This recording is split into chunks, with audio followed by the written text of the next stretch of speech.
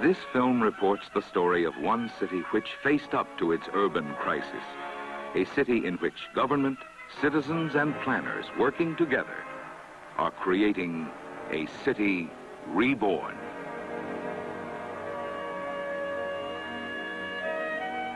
This is Fresno, California. Visitors may glimpse the future in the Urban Renewal Information Office on Fulton Mall. Here, a model depicts Fresno tomorrow. Welcome to Tomorrow. You know this city. You've seen its factories just the other side of the tracks. You've walked through its rundown parks and vacant lots, under highways and around corners, just to return to a place, a neglected neighborhood that is still unfinished. Southwest Fresno and surrounding areas are getting a multi-million-dollar upgrade. $70 million from the governor's cap and trade funds will be used to give local organizations extra money that they need to make Fresno more green. Well, this money is coming to Fresno because the west side is ranked the #1 polluted area in the state. Now, downtown, Chinatown, and Southwest Fresno all join forces as a part of the Transformative Climate Communities program to urbanize their communities and make it more environmentally friendly.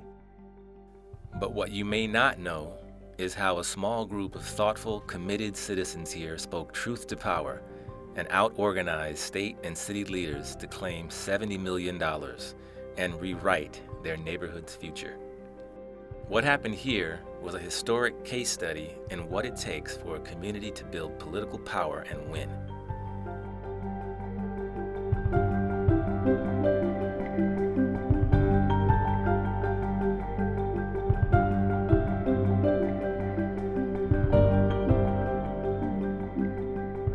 Southwest Fresno is a community with a storied past and whose current residents are determined to co-create their future.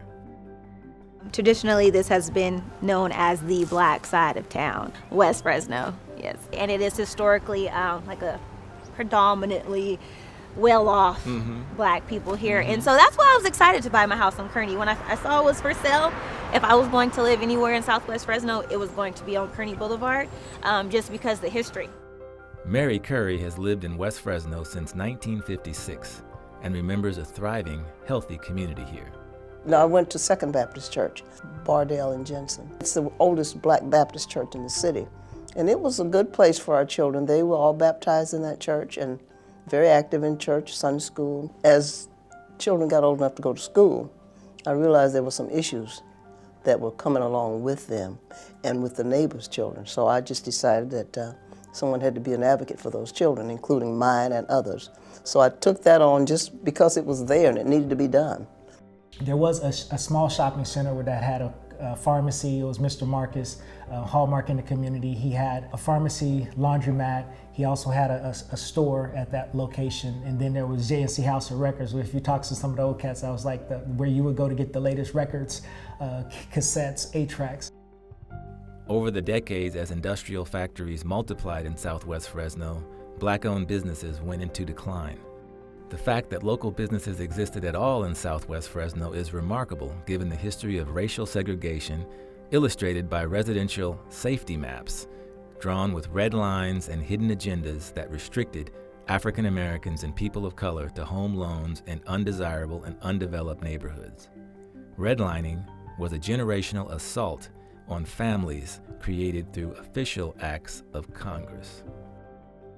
This history still casts a long shadow over Southwest Fresno. Among the many civil rights battles here has been the toxic pollution caused by Darling Ingredients, a meat rendering factory. People wanted it shut down. In 2012, concerned citizens of West Fresno filed a lawsuit to get the plant removed from the community. They make dog food, but along the way they would take the carcasses from dairies and other animal carcasses and bring them into the community. And I remember the stench. They would roll through the community and that smell would stay there for at least an hour. The air quality just started going down. People started getting sick. We turned in over 600 signatures to the Air Pollution Control District at one time of people who were concerned and did not want it in the neighborhood. But you don't just walk into a land use fight with the city and win. Curry and other residents here had clocked decades, organizing, working, and building power together. They built a public narrative of fighting for their agenda, and they ultimately won a settlement to get the factory removed from West Fresno. And this win galvanized the community to stand up and begin to hold their elected officials more accountable. That was part of when I started to get involved, that I don't want to see the same things happen that happened in the past, where West Fresno was neglected because of the politicians, because of the policies and the different things that were put in place that made it difficult for the community to thrive. I think a lot of times the folks that do know who our representatives are think that they're there not representing the community, but representing themselves or their special interest. Teaching folks that, hey, we put them there. People elect them there. That's powerful. In 2016, when the state rolled out its Transformative Climate Communities program to improve environmental and economic conditions in hard-hit neighborhoods across the state, and a $70 million grant was available, a battle soon began about where the funds would be spent.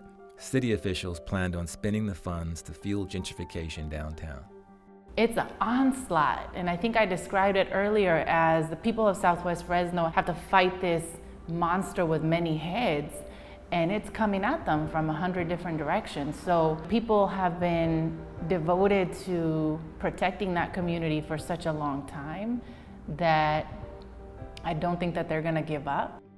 One Healthy Fresno and residents from several organizations traveled to Sacramento to lobby that the funds be used to address the systemic blight in Southwest Fresno.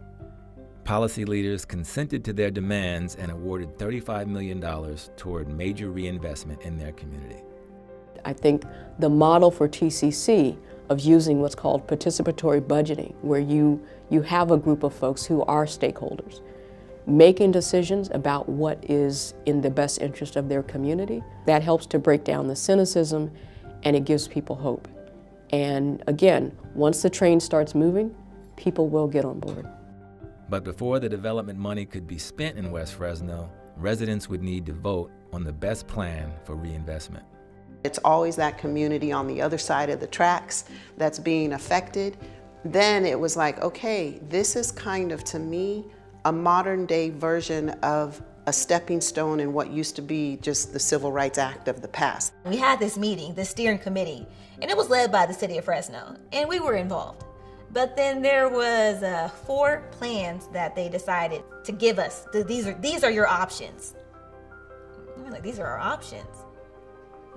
But who gave us those options? You gave us those options. So we still felt like they tried to take it from us. And they said, no, we're keeping this in our hands. And if you don't want it, we don't want it. We don't want any of it. And that right there is what changed the entire game. Sometimes you have to make them make the change. The Fresno City Planning Committee realized they had to concede to the people's demand and allow their design, which included as a part of its centerpiece a satellite community college campus in the heart of Southwest Fresno. So we were able to really embed ourselves in the TCC process and essentially help our staff through the guidance of the TCC process learn what it means to have community involvement and participation in the actual process of developing a campus. Who else knows better what a community needs than those that live in it? Right. Especially our elders who saw when it was a good community and are still present through this TCC voting process. And they wanted to give the community input on what they wanted. This is the park, and if you wanted to park in the corner, you'd have to come in from the community, go through certain streets to get you to park. But I think the one that everyone pretty much agreed on, that looked more inviting, was having a park in the center. It's more family neutral. We came back and said, look, you guys have this much money allocated for a park. This is what we want. There was 125 people present that day that were eligible to vote. And every single person votes for option number 5, with the exception of one person. Everybody votes for the community option. On October 4th, 2017, at the Transform Fresno Steering Committee meeting, 126 committee members voted to select the projects they wanted to see transform their communities in a 125-to-1 vote. The committee overwhelmingly chose the Southwest Fresno Residence Package. After months of meetings and sifting through dozens of proposals, community residents finally had their say in which programs would environmentally and economically transform their community. But when I saw all of those pink cards in the air at one time, it was something that I was excited to see. everybody agree on one thing. When there's a problem in the neighborhood and stuff, people have to get together and stick together and pull together.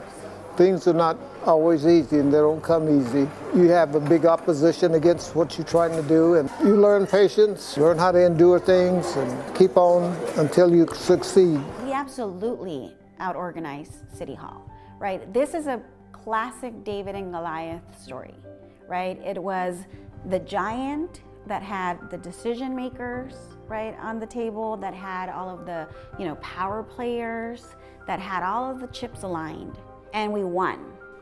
There's very few moments as public servants or members of the community that we can be part of a legacy project. And this allowed us to for all of us to be part of a legacy project that's going to serve generations beyond ourselves. If this was used as a national model as far as input on the utilization of state or federal monies, you need to make sure that you have open communication with each other and that you keep requesting that transparency of the folks who are coordinating any kind of distribution of the funds, because they will have their own self-interest. We're still in the fight, it's not over, but making that first step where we got to come together as a community and vote on something that is going to affect all of us. It's giving the people the power. It's giving them the power to know this is something concrete that we've been able to change and make better for all of us. It's not about me, it's for the kids. It's for the babies throughout the community. They get to see a change, because they weren't here when the segregation was going on. When the community was all African, and it's no longer that way. But for the people that are here now, at least they can all prosper from the same fight that we've always had. You don't have to be from Fresno to know this city or their story. They are you. They are all of us who believe in the democratic ideal that gives everyday people agency to determine their own health. People here from 3 distinct communities achieved victory because they partnered, organized, and refused to be ignored or divided. They fought for the right thing, no matter how long it took. In many ways, what happened here is the exact opposite of gentrification. Residents work together to create a sustainable and healthy community from the inside instead of being imposed by outside forces. That's what it takes. If people think you have to have some kind of special calling or special talent, you don't. You just need to care. You need to care enough about your own and others that you will make a difference. And you have to be willing to stay for the long haul, because it's long, it's very long. The system wants you to quit. And so I say to the system, just watch me. I ain't quitting, I'm not going anywhere till the good Lord says so.